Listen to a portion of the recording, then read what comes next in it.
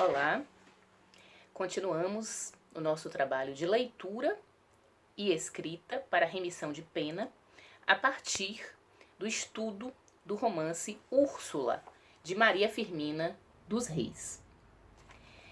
Eu gostaria de, nesse segundo momento, trazer duas questões para vocês importantes, extremamente importantes, nesse romance fundamental da literatura brasileira.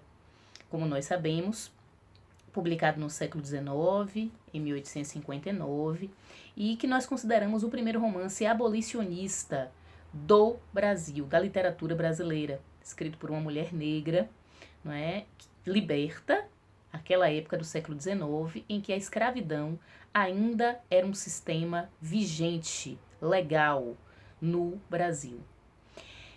Duas questões importantes. Se sabe pelos estudos críticos que há duas cenas fundamentais nesse romance e que se configuram como uma novidade na literatura brasileira. Pela primeira vez, alguma romancista, alguma escritora ou escritor, não é, vai descrever a África da sua memória no romance brasileiro, desassociada de ideais de barbárie, de animalização, todos aqueles valores que a Igreja Católica fez acreditar que africanas e africanos teriam, que não seriam pessoas humanas, que seriam animais, que viriam de espaços de barbárie não civilizados e que a escravidão e a regra colonial católica iria resolver e civilizar, não é? E cristianizar aquelas pessoas que precisariam do Ocidente, da Europa, para viverem como seres humanos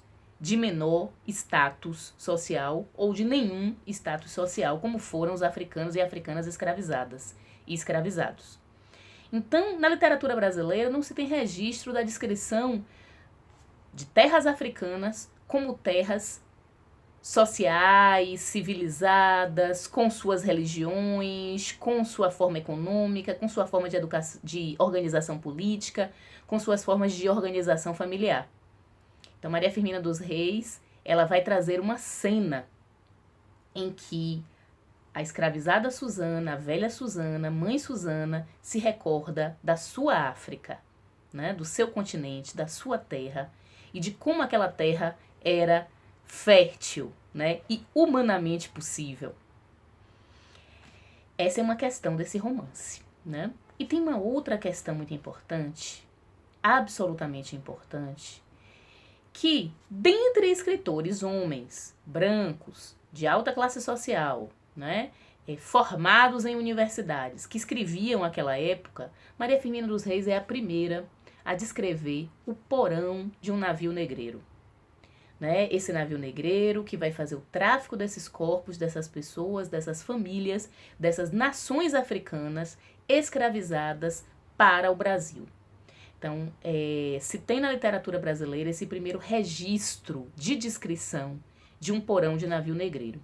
Então, nós observamos que esse romance ele se configura como um romance abolicionista, mais do que isso, um primeiro romance abolicionista, porque ele usa recursos literários para narrar dois contrapontos à vigência do sistema escravocrata na época.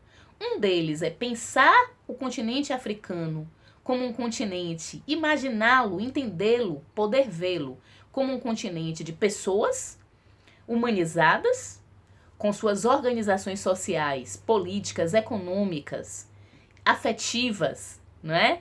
Diferentes, mas muito próximas e em nível de compatibilidade de igualdade com as organizações sociais europeias e brasileiras europeizadas, da classe senhorial.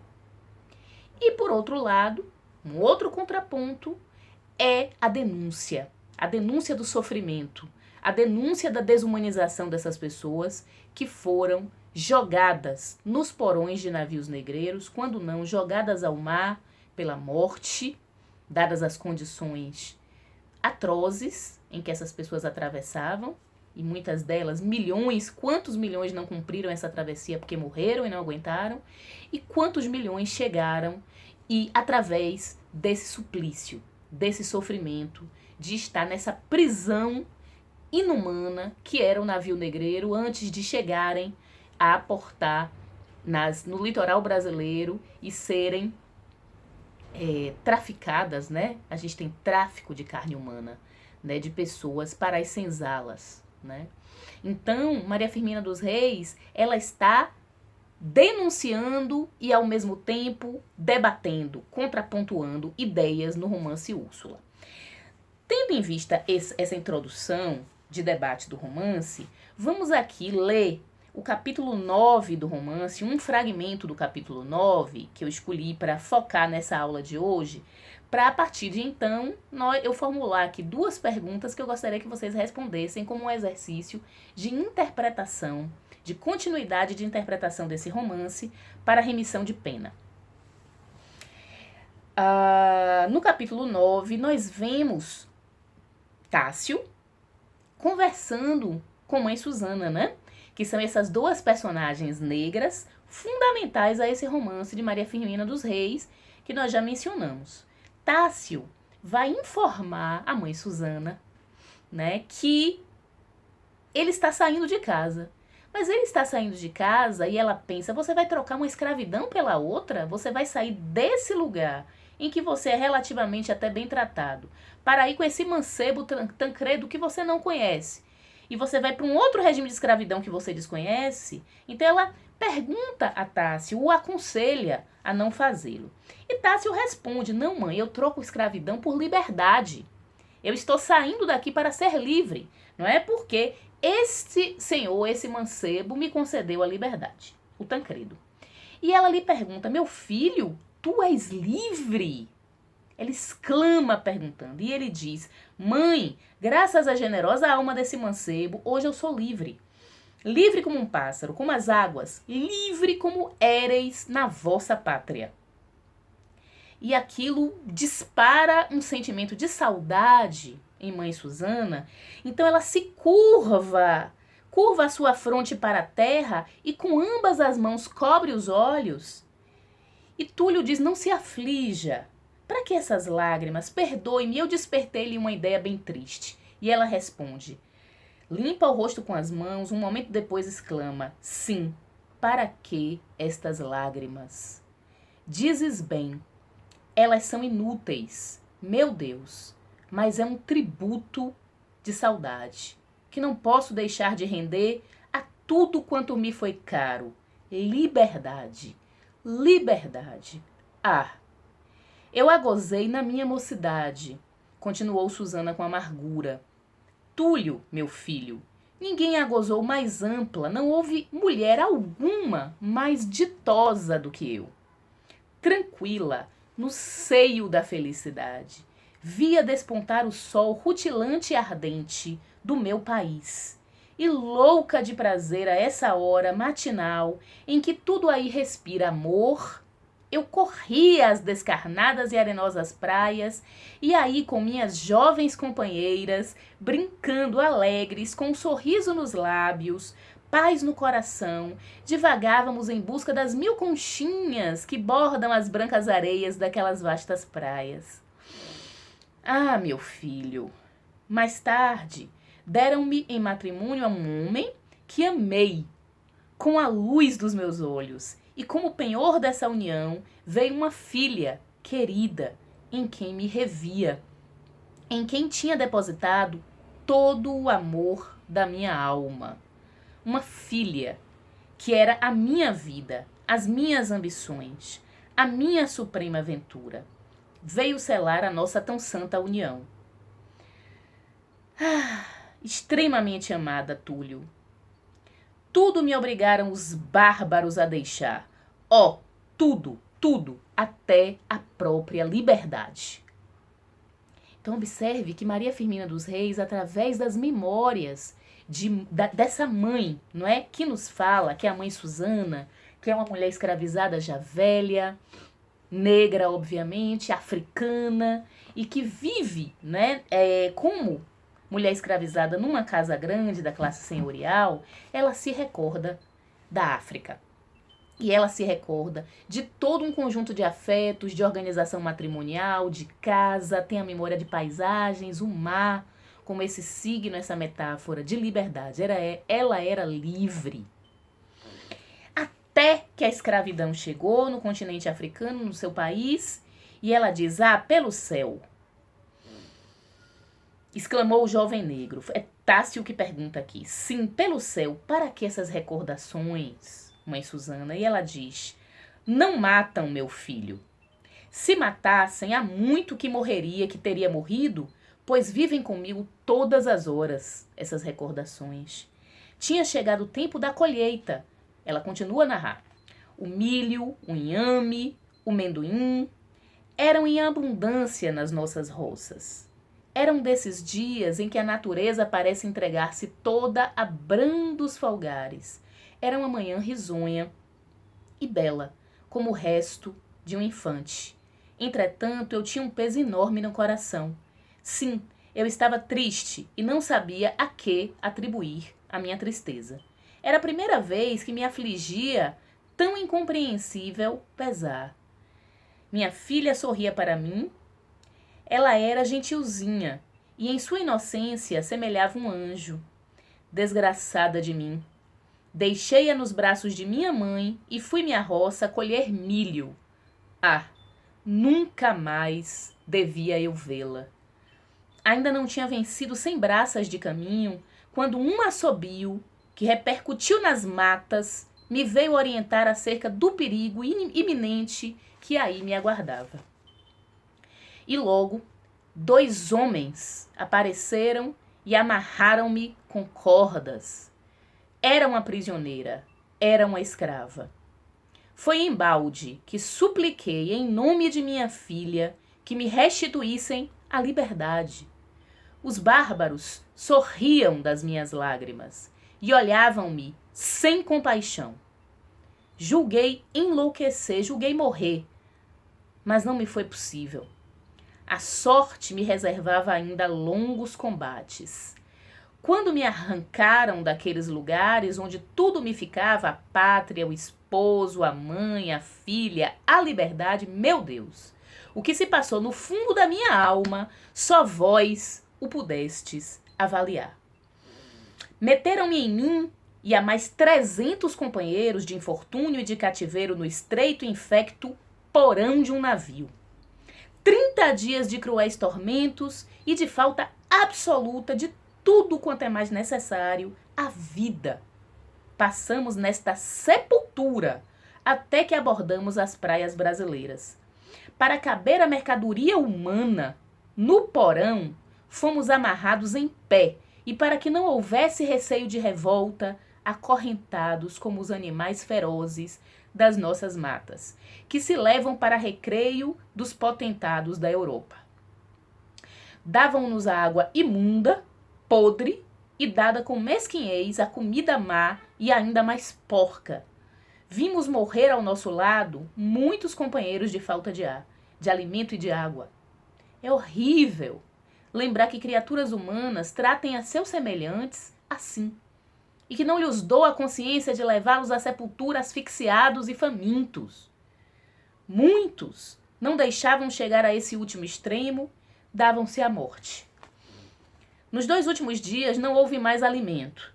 Os mais insofridos entraram a vozear, grande Deus. Da escotilhaça lançaram sobre nós água e breu, fervendo, que escaldou-nos e veio dar a morte aos cabeças de motim. A dor da perda, da pátria, dos entes caros, da liberdade, foi sufocada nessa viagem pelo horror constante de tamanhas atrocidades. Não sei ainda como resistir.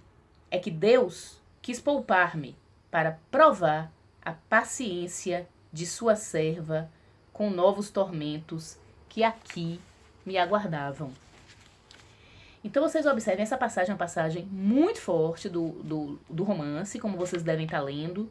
Talvez seja a passagem mais cruel da Maria Firmina dos Reis, mas é uma passagem ao mesmo tempo muito relevante, porque ela traz uma denúncia irrevogável, uma denúncia incontornável ao sistema escravocrata dos anos 50 do século XIX. Esse romance, mais uma vez, ele é publicado em 1859. A escravidão vigia no Brasil. E a Maria Firmina, como escritora, romancista intelectual, ela está publicando uma denúncia à barbaridade do sistema europeu, à barbaridade do sistema brasileiro. Ela inverte mais uma vez os valores, não é? Chamando os valores da humanidade para a população africana, para as comunidades negras africanas e negras brasileiras escravizadas, e chamando o valor negativo da barbárie, da animalização para os escravizadores, para a classe senhorial, não é? Dizendo quem é o ser humano que comete tamanha atrocidade contra um irmão, contra um igual. Ele não é um ser humano, ele só pode ser um animal.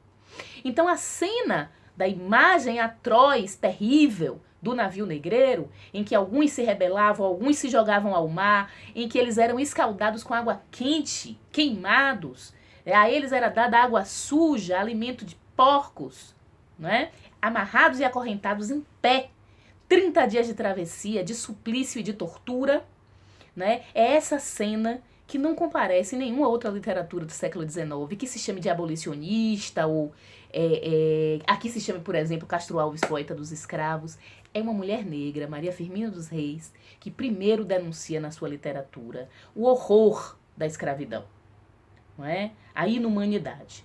Então, nós temos aí duas cenas que se conectam no capítulo 9 do romance Úrsula e que eu gostaria aqui de ponderar com vocês sobre duas questões. Por que a gente está lendo esse romance? 2 séculos após, quase. Estamos lendo esse romance no século XXI. Né?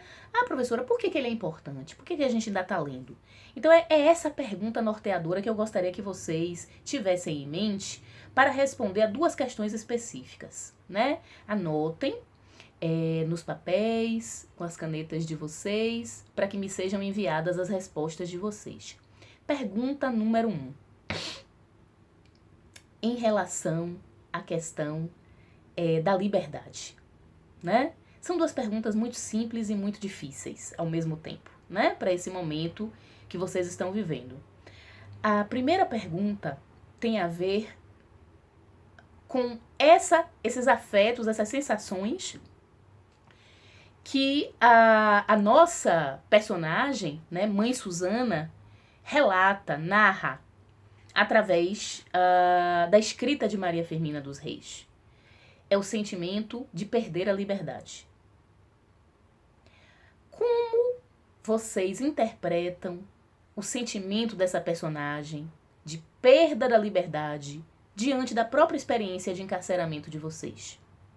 O que a personagem Mãe Susana tem a dizer a vocês sobre a perda da liberdade?